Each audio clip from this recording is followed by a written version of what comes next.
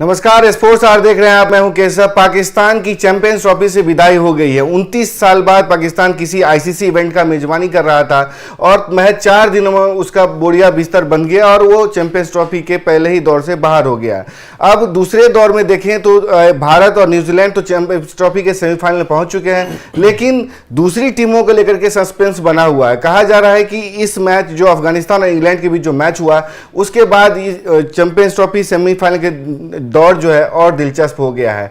हालांकि हम इस में स्टैट्स की बात नहीं करेंगे, कौन सेमीफाइनल में जा रहा है उसकी बात नहीं करेंगे। हम बात करेंगे पाकिस्तान के कोच की।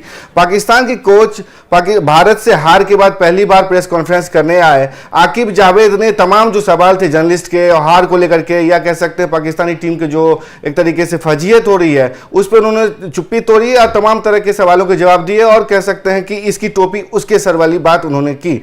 हमारे साथ तमाम डिस्कशन में बात करने के लिए हैं चेतन पाठक। इनसे हम जानने की कोशिश करेंगे जो पाकिस्तानी टीम का जो हाल हुआ है, आए दिन जो वर्ल्ड कप में हार हुई, एशिया कप में हार हुई या भारत से जो हार हुई, और पाकिस्तान जो दुनिया की एक तरीके से नंबर 1 टीम होने का दावा करता है, नंबर 1 पेसर होने का दावा करता है, बाबर आजम की तुलना करता है किंग कोहली से, उन सब इस टीम की मौजूदगी के बावजूद, इन तमाम फैक्टर्स की मौजूदगी के बाद उसकी ये हाल क्यों हुई है, इसका मतलब क्या है और आने वाले दौर में हम क्या देख सकते हैं। चेतन, जिस तरीके से आकिब जावेद कह रहे हैं कि भारतीय टीम में ज्यादा अनुभवी खिलाड़ी थे, तमाम भारतीय टीम के खिलाड़ियों को देखें सामूहिक रूप से 1500 मैच खेले हैं और पाकिस्तानी टीम के जो खिलाड़ी हैं सामूहिक रूप से 400 मैच खेले हैं। आकिब जावेद अनुभव की कमी का रोना रो रहे हैं कि भारतीय टीम में ज्यादा अनुभव था, इसलिए हमारी हार हुई। इसको कैसे देखते हैं?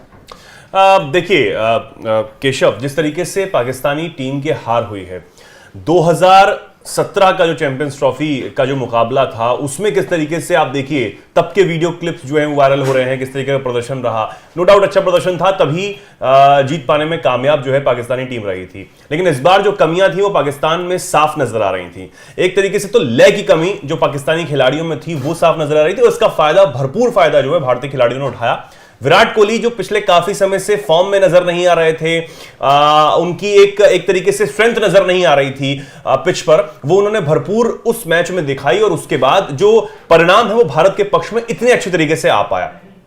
अब जब पाकिस्तान बहुत बुरी तरीके से मुंह के बल जाकर गिरा है और चैंपियंस ट्रॉफी से बाहर का रास्ता जब मिला तो उसके बाद बहुत ज्यादा नेगेटिविटी जो है वो आने लगी। इसमें सबसे बड़ी कमी मैं मानूंगा, और इस बात का जिक्र जो है बड़े खेल संवाददाता और विशेषज्ञ भी करते हुए नजर आते हैं केशव, कि हमारी टीम का जब बुरा समय चल रहा होता है या बुरा दौर चल रहा होता है तो भारत का हर एक फैन, चाहे वो बच्चा हो, बुजुर्ग हो, महिला हो, कोई भी हो, हम आलोचना करते हैं, हम उसकी कमियां बताते हैं, लेकिन हम इतना ज्यादा उसको गिराते नहीं हैं, हम उसको बिल्कुल ही देशद्रोही नहीं मानने लगते। हम उसको कमियां बताकर उसको आने वाले समय में, आने वाले मैच के लिए प्रिपेयर करने की कोशिश करते हैं। यही सोशल मीडिया पर हम करते हैं। लेकिन उल्टा आप देखिए, ये पाकिस्तानी जो हार हुई पाकिस्तान की, उसके बाद आप क्रिटिसाइज का आप स्तर देखिए, क्रिटिसाइज करने का वाकई पाकिस्तानी फैंस का, कि चाहे वो बाबर आजम हो, रिजवान हो, तमाम जो और खिलाड़ी हो, उनको सीधे तौर पर यह दिखाने की कोशिश की गई कि भैया इन्होंने तो कुछ नहीं किया आज तक, ये किसी काम के नहीं है, इन्हें देश से निकाल दिया जाए। तमाम ऐसी बातें जो शायद एक स्पोर्ट्समैनशिप के खिलाफ होती हैं।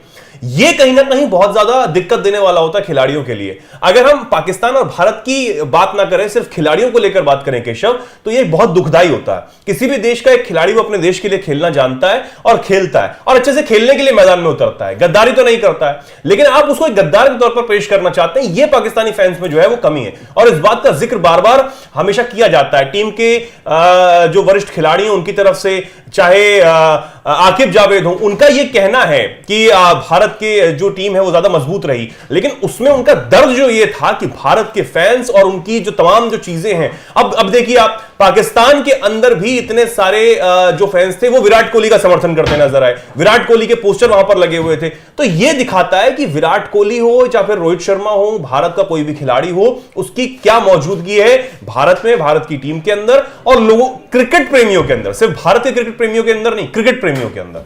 देखिए, आकिब जावेद जो कह रहे हैं कि आप हमसे सवाल कर रहे हो कि टीम का सिलेक्शन सही नहीं था या बेंच स्ट्रेंथ आपके पास नहीं था, यानी कि फकर जमान जो एक तरीके से शतकवीर थे जिनकी बदौलत 2017 का चैंपियंस ट्रॉफी पाकिस्तानी टीम जीती थी, वो बाहर हुए तो इमामुल हक जो कि पर्ची प्लेयर कहा जाता है और इमामुल हक के भतीजे माने जाते हैं, उनको टीम में शामिल किया गया, जो कि पहले से 15 के स्क्वाड में नहीं थे, उनको बाहर चलाया गया। तो आपने जिनको फहीम अशरफ या दूसरे लोगों को 15 के स्क्वाड में रखा, उसको आपने सिलेक्शन नहीं किया। इसी को लेकर के सवाल ये उठ रहा है कि सिलेक्शन तो आप बाहर चला रहे हैं, जिनको सेलेक्ट किया अगर उस पर आपको विश्वास नहीं था, आपने सेलेक्ट क्यों किया? एक दूसरी बात, आप कह रहे हैं कि स्पिनर हमारे पास कमी थी, तो आपने स्पिनर का सिलेक्शन क्यों नहीं किया?